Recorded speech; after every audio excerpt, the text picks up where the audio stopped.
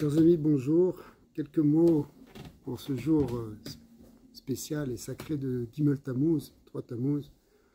On a tendance à appeler la Iloula du Rabbi, bien que ce ne soit pas simplement une Iloula. Pour les Chassidim, c'est un moment en fait, d'attachement, de ce qu'on appelle dit Kashrut. C'est un moment où on peut réfléchir sur ce que le Rabbi nous a laissé comme message, comme héritage et comme message, et ce qu'il nous a en fait demandé de faire et de continuer après que physiquement on ne puisse pas le voir. Même quand on dit physiquement pas le voir, c'est pas tout à fait vrai, parce que on a au Hachem des photos, des vidéos, on a beaucoup d'enseignements du Rabbi qui fait que on peut quand même encore voir son visage, ce qui n'était pas toujours le cas dans les générations précédentes. Malgré tout, c'est sûr que le contact physique n'est plus là, au sens où on ne peut pas être réellement dans la même salle que lui physiquement, mais malgré tout, l'attachement et la manière de bénéficier de la bracha et de l'aide et du soutien du Rabbi demeure. Il y a toujours une manière peut-être différente d'être attaché au Rabbi et d'aller dans le sens du Rabbi. Gimel Tammuz, c'est d'abord, dans l'histoire, un moment fort qui est arrivé à l'époque de Yehoshua. Yehoshua ben Nun, qui était en train de faire les guerres contre Canaan, et dans une des batailles qu'il a faites, eh bien, il a poursuivi les ennemis. Et il y a eu un nes qui s'est passé, c'était le jour de Gimel Tammuz, un grand nes, c'est que le soleil s'est arrêté dans le ciel. Et cet arrêt du soleil, c'est pas simplement l'arrêt du soleil, c'est aussi l'arrêt de tous les astres, à tel point que ça pose une question, un problème lorsqu'on calcule le mouvement des astres depuis l'origine. On est obligé de prendre en compte ce moment d'arrêt qui a été pendant quelques heures à l'époque de Yehoshua ben Nun. Derrière cette idée d'arrêt du soleil qui a permis au Bnei Israël de finir la bataille, la bagarre, il y a une idée intéressante qui se pose. Parce que, en fait, si c'était simplement pour vaincre les ennemis, Kadosh Baruch Hu aurait pu faire d'autres miracles, il y avait d'autres manières, il aurait pu faire qu'ils gagnent très facilement, et il aurait pu faire ce qu'on appelle Kfitsat Aderer, c'est-à-dire arriver plus vite, comme on voit pour Avraham Avinu, lorsqu'il a fait la guerre contre les rois qui emprisonnaient son neveu et qui emprisonnaient le roi de Sodome. Eh bien, il est allé très vite, son chemin s'est raccourci. Donc il y avait plusieurs manières, mais arrêter le soleil, c'est-à-dire arrêter tous les astres, arrêter le monde finalement, c'est quelque chose de beaucoup plus fort. En réalité, c'est arrêter le temps. Le temps s'est arrêté avec, pour Yehoshua et pour les Bénis Israël, pour gagner cette guerre.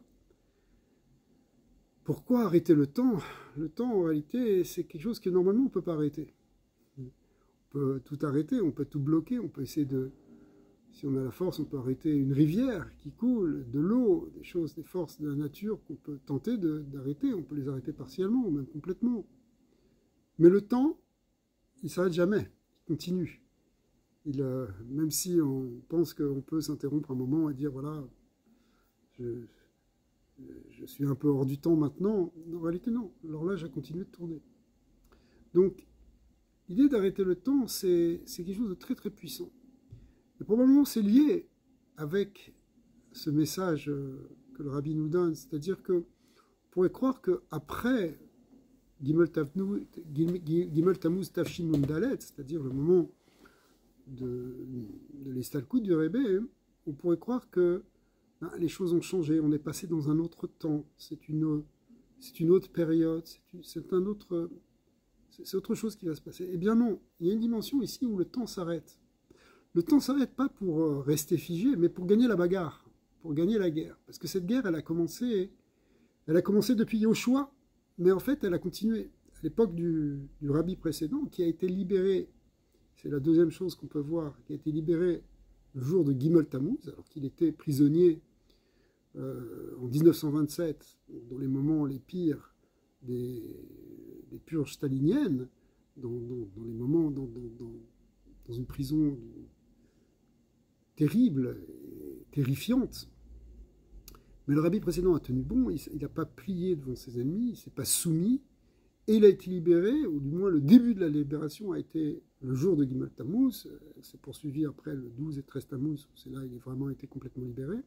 Mais déjà le 3 Tammuz, il est sorti de prison, et en fait il est sorti, c'était déjà un début de Géoula, c'est-à-dire c'était déjà un début de victoire, comme il a dit après, que lorsqu'il a été libéré le 12, donc qui était la suite du 3, ce n'est pas simplement moi qui ai été libéré, mais en réalité tout le clan Israël qui sera libéré, qui va être libéré grâce à cela.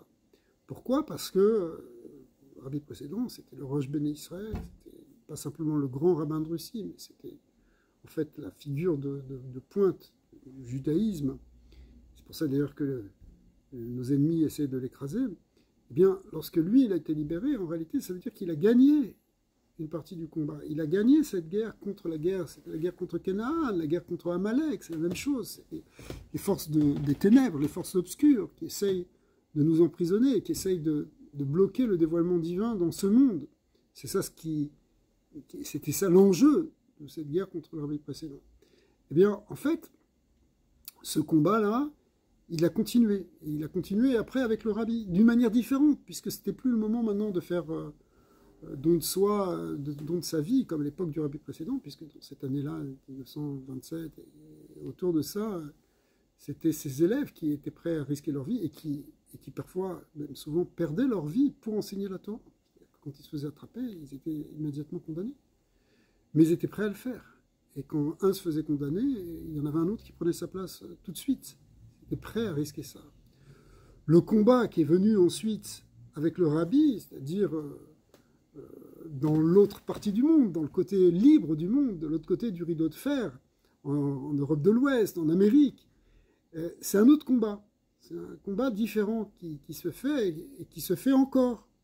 Le combat contre les forces du Yetzirah, contre les forces de la folie de ce monde, qui essayent aussi de nous refroidir, qui essayent aussi de nous couler, de nous faire absorber dans des valeurs qui ne sont pas les valeurs de la Torah, qui ne sont pas les valeurs que nous avons transmises de génération en génération. Et donc, en fait, d'une certaine manière, le rabbi a été appelé pour le dernier combat. Le dernier combat, celui qui va amener maintenant Mashiach. Et comme il explique dans des Mahamarim, d'une certaine manière, il y a même un enjeu qui est encore plus grand, même si apparemment ça a l'air plus facile, parce que c'est plus facile de vivre en Amérique dans la deuxième partie du XXe siècle ou après, que de vivre en Russie dans la première partie du XXe siècle, ou même après d'ailleurs. C'est sûr que c'est plus facile. Mais, d'un autre côté, c'est plus difficile spirituellement. Il y a quelque chose qui est plus dur à faire, où l'effort qui nous est demandé par rapport à notre niveau est grand. Et donc, en fait, quand le rabbi, avant Gimel Tammuz, avant qu'il ait le fameux Mahamar de Vatat Tetzavé, de Kafret Nissan, eh bien, le rabbi nous demande à nous de finir le travail. Il compare le klal Israël avec les pieds et Moshe Rabbeinu avec la tête. La tête, c'est le Rosh Béné Israël, c'est le Rosh, c'est pas simplement Moshe, mais c'est ce qu'on appelle aussi Hitpashtut de Moshe, c'est-à-dire l'âme de Moshe qui transmigre après pendant les générations. Eh bien, ça c'est la tête. Mais les pieds doivent faire aussi leur travail, parce que c'est les pieds qui permettent à la tête de se déplacer.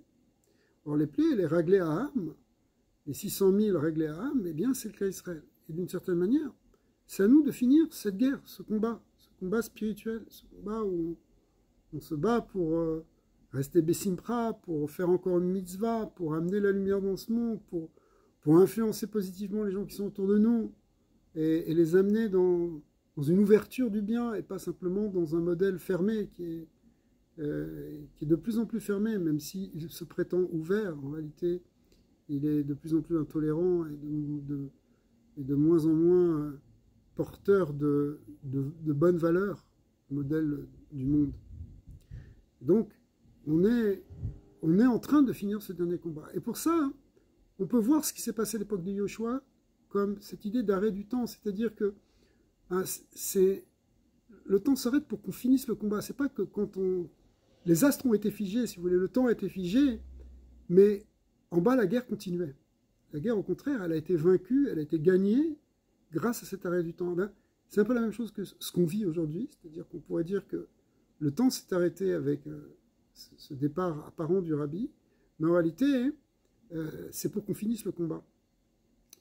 Et à Gimel Tammuz, on peut prendre conscience que, comme on disait au début, que l'aide du Rabbi est là, qu'elle peut nous aider, déjà, lorsque le Rabbi avait pris la Nessiout, il a dit, chose suivante, ne croyez pas que c'est moi qui vais faire tout le travail, ce sera à vous de faire le travail, mais je serai là pour vous aider. Et cette aide-là est une aide inconditionnelle. Il sera toujours là pour nous aider si on veut faire quelque chose. Et cette aide-là, elle continue, même si on ne le voit pas physiquement dans un bureau, spirituellement on peut le percevoir, et puis surtout on a tous ces enseignements, on peut poser des questions au Rabbi, les Higuerot, les réponses elles viennent d'une manière ou d'une autre. Il y a toujours une manière pour répondre, pour recevoir la réponse. Et donc, le temps de ce point de vue-là ne s'est pas arrêté. Et au contraire, il nous permet de mener à terme ce dernier combat pour éliminer complètement les forces négatives et pour amener le Mashiach de manière effective. Hachem, en ce jour de Gimel Tammuz, que tout le monde reçoive une grande bracha du Rabbi, qu'on puisse s'attacher à lui, prendre des forces, des kochot pour continuer, pour aller de plus en plus et pour amener finalement la Géoula avec Mashiach. Hazak, Yom Tov.